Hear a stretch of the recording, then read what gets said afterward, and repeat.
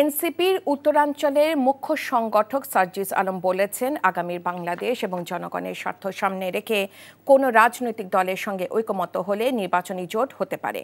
ময়মনসিংহ বিভাগের 4 জেলা আহ্বায়ক এবং সদস্য সচিবের সঙ্গে সাক্ষাৎ শেষে সংবাদ সম্মেলনে তিনি একথা বলেন।